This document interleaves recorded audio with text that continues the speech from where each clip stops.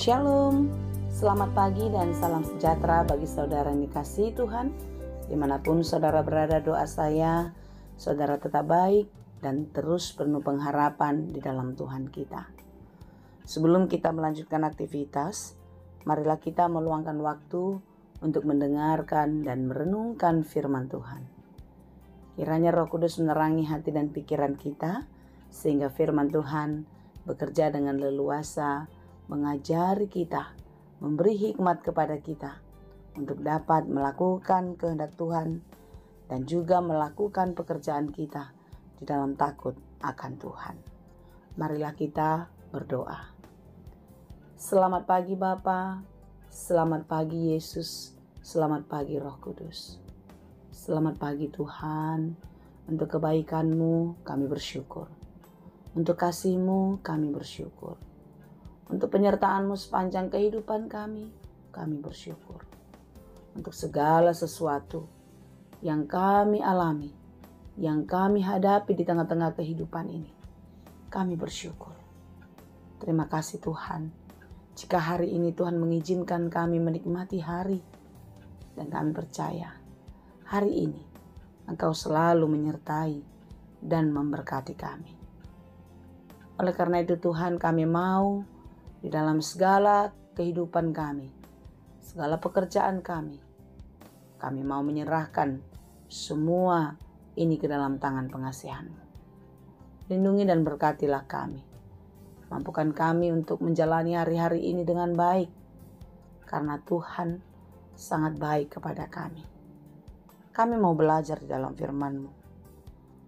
Bukalah hati dan pikiran kami, agar kami dapat mengerti firman-Mu, dan tentu hikmat dari surga memampukan kami untuk menjadi pelaku firman yang baik. Berfirmanlah Engkau ya Bapa, sebab kami telah siap mendengar.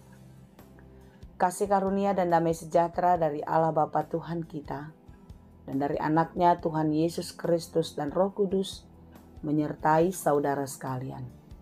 Amin. Firman Tuhan untuk kita pada hari ini, yang ditetapkan menurut Almanak HKBP, Kamis 13 Juni 2024, tertulis dalam kitab Lukas 15 ayat 7. Dalam bahasa Batak dan bahasa Indonesia demikianlah dikatakan. Hudok matuhamu, sumantusido gumodang lasni roha, di banua gijang mida sipardosa sahalat, naolo paubahon rohana. Asa mida sia pulu sia partigor, nasopola paubahon rohana sida. Aku berkata kepadamu, demikian juga akan ada sukacita di sorga karena satu orang berdosa yang bertobat, lebih daripada sukacita karena 99 orang benar yang tidak memerlukan pertobatan. Demikianlah pembacaan firman Tuhan. Seseorang yang sangat baik, yang hebat, yang melakukan banyak hal yang berguna, serta mencapai suatu pencapaian yang sangat memuaskan, seseorang itu sangat terlihat buruk dan tidak membanggakan di mata pembencinya. Apapun yang dia lakukan, tidak ada yang baik. Mau itu menguntungkan bagi banyak orang sekalipun, itu tidak terlihat baik. Seperti itulah yang terjadi dalam kehidupan Yesus Kristus. Segala yang baik, segala yang hebat, segala yang besar yang dikerjakan Yesus Kristus tidak ada artinya di mata para pembencinya. Orang-orang Farisi dan ahli Taurat sangat membenci Yesus, sehingga mereka mencari-cari kesalahan. Ketika Yesus menyembuhkan orang yang sakit pada hari Sabat, orang-orang Farisi dan ahli Taurat menghujat Yesus. Dan juga pada renungan kita pada hari ini, ketika Yesus berkhotbah dan didengarkan oleh para pemungut cukai dan orang-orang berdosa, orang-orang Farisi pun menghujat Yesus. Bagaimana bisa Yesus yang dikatakan orang kudus duduk bersama dengan orang-orang berdosa? Bagi kalangan Yahudi, para pemungut cukai itu adalah orang sangat dibenci. Bagi mereka, pemungut cukai adalah orang yang berdosa yang tidak pantas hidupnya. Demikian juga para pendosa lainnya. Sebagaimana yang dikatakan di dalam renungan kita hari ini. Seperti apapun protes, seperti apapun kritik, seperti apapun ungkapan orang-orang Farisi dan ahli Taurat terhadap perbuatan Yesus, itu tidak berpengaruh dengan apa yang akan dilakukan oleh Yesus. Saudara-saudara yang dikasihi Tuhan, kritik itu baik jika kritik itu bersifat membangun. Tetapi sangat tidak baik jika kritik itu diungkapkan untuk menjatuhkan orang lain. Hari ini kita belajar dari apa yang dikerjakan Yesus dan belajar dari peristiwa yang terjadi. Orang-orang Farisi yang sangat membenci Yesus, ahli-ahli Taurat yang merasa Yesus itu adalah saingan berat di dalam pelayanannya, tidak pantas untuk kita terima, tidak pantas untuk kita tiru. Mereka adalah orang-orang yang hanya manis di bibir, yang hanya melakukan teori-teori keberimanan. Tetapi di dalam praktek nyatanya, mereka hanya memikirkan diri sendiri dan mencari keuntungan. Saudara-saudara yang dikasihi Tuhan, renungan kita pada hari ini sangat jelas. Yesus yang dikritik itu kembali mengingatkan dan mengajarkan orang-orang Farisi dan ahli-ahli Taurat untuk mengerti apa yang dilakukan oleh Yesus.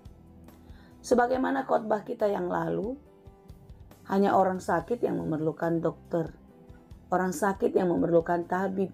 Jika tidak sakit, kita tidak perlu dokter.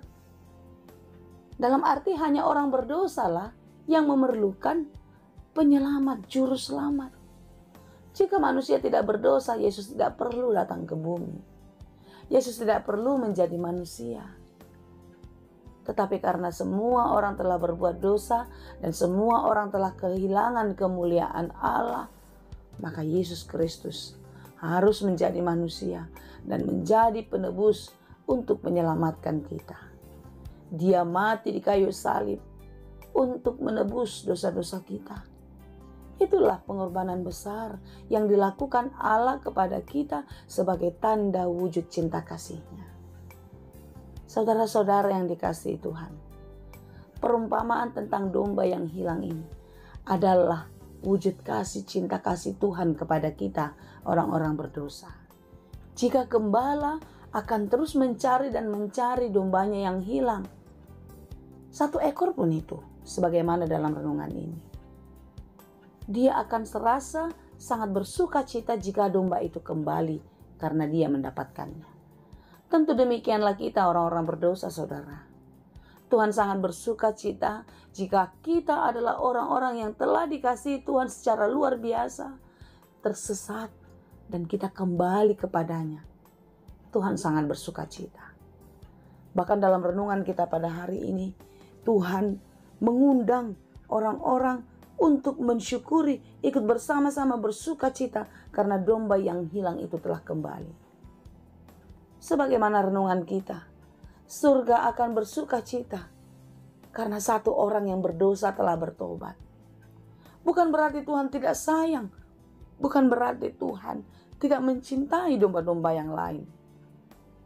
Tetapi karena Tuhan tahu mereka sudah berada di tempat yang baik, mereka sudah berada di tempat yang benar, maka Dia akan terus mencari domba yang hilang, agar semua domba-dombanya, agar semua orang-orang yang dikasihinya dapat berkumpul di dalam kerajaan-Nya. Saudara, mari kita mengoreksi diri. Mari kita mengubah hidup kita jika kita selama ini hidup menurut dunia ini. Tetapi biarlah kita di dalam perenungan itu kembali mengakui kalau kita adalah domba Tuhan yang akan berjalan di dalam tuntunannya. Tuhan Yesus memberkati kita. Amin. Terima kasih Tuhan untuk firman-Mu hari ini. Firman-Mu yang sungguh-sungguh membuat kami sangat berharga. Tuhan, kamilah pemilik surga karena Engkau telah menyelamatkan kami. Biarlah keselamatan itu kekal menjadi milik kami sampai selamanya. Dalam Yesus kami berdoa. Anugerah Tuhan kita Yesus Kristus, kasih karunia Allah Bapa, dan persekutuan Roh Kudus itulah kiranya yang menyertai dan memberkati kamu sekalian. Amin.